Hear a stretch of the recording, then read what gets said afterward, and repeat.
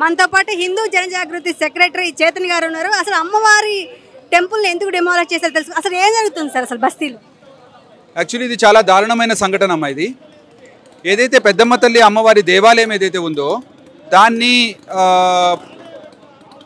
ఇప్పుడు వీళ్ళు ఏం చెప్తున్నారు అంటే అది గవర్నమెంట్ ల్యాండ్లో ఉండేది, అది ఇల్లీగల్, అందుకోసం మేము దాన్ని డెమాలిషన్ చేశానని చెప్తున్నారు. కానీ తెలంగాణ హైకోర్టు ఆర్డర్స్ మీరు చూడండి, సుప్రీంకోర్టు డైరెక్షన్స్ మీరు చూడండి, లేదా తెలంగాణ ల్యాండ్ అక్విజిషన్ యాక్ట్ ప్రకారంగా కూడా కంప్లీట్గా ప్రొసీజర్ని పూర్తిగా తుంగలో తొక్కి ఏకాఏకిగా వెళ్ళి వాళ్ళు దాన్ని డెమాలిష్ చేశారు. నేను ఈరోజు అడుగుతున్నాను, హైదరాబాద్లో తెలంగాణలో రోడ్ల మధ్య గవర్నమెంట్ ల్యాండ్లో మదరసాలు, దర్గాలు, చర్చిలు లేవా? అవి మీకు కంటికి కనిపిస్తలేదా? వాటి మీద ఎందుకు యాక్షన్ తీసుకోవట్లేదు? మేమేం అడుగుతున్నామంటే ఈరోజు వితౌట్ నోటీస్ కలెక్టర్ ఆర్డర్ ఉందో లేదో మాకు తెలియదు. ఎందుకంటే ఆమె ఇప్పటి వరకు దాని గురించి చెప్పలేదు. కలెక్టర్ ఆర్డర్ ఉంది అందుకే నేను కూల్చేశానని చెప్పి ఇప్పటి వరకు చెప్పలేదు. అంటే ఎవరి ప్రోద్బలంతో మీరు అది డైరెక్ట్గా వెళ్ళి కూల్చారు? ఇలా మేము డిమాండ్ ఏం చేస్తున్నామంటే ఈరోజు ఇది హిందువుల పట్ల పూర్తిగా వివక్ష చూపిస్తూ చేసినటువంటి చర్య.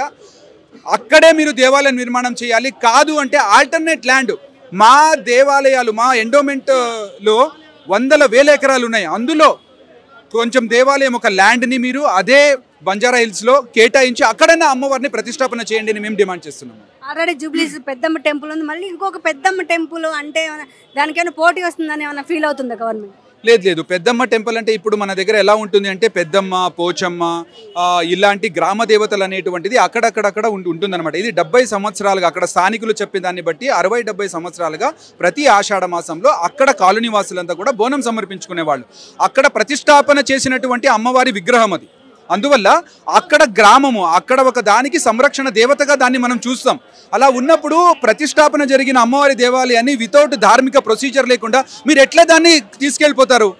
చాలా తప్పు కదా అది. ఆగమ శాస్త్రం ప్రకారంగా అమ్మవారి దేవాలయాన్ని ఒక చోటు నుండి ఇంకొక చోటు తీసుకెళ్ళాలి అంటే దానికి విధి విధానాలు ఉన్నాయి. అవేమీ మీరు కన్సల్ట్ చేయకుండా, నోటీస్ ఇవ్వకుండా తీస్తున్నారంటే ఇది ఖచ్చితంగా ఇది ఎవరిదో ప్రెషర్ అండర్ వచ్చి చేశారని చెప్పేసి మేము ఇచ్చేస్తున్నాము.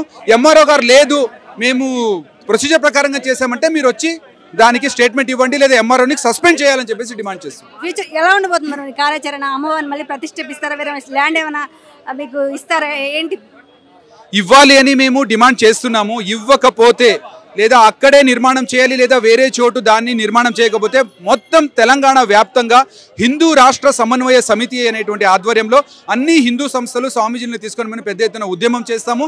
చట్టబద్ధంగా, రాజ్యాంగబద్ధంగా ఎక్కడి వరకైనా వెళ్ళడానికి సిద్ధంగా ఉన్నాము. హైకోర్టు కూడా వెళ్ళడానికి అడ్వకేట్తో మాట్లాడడం జరిగింది.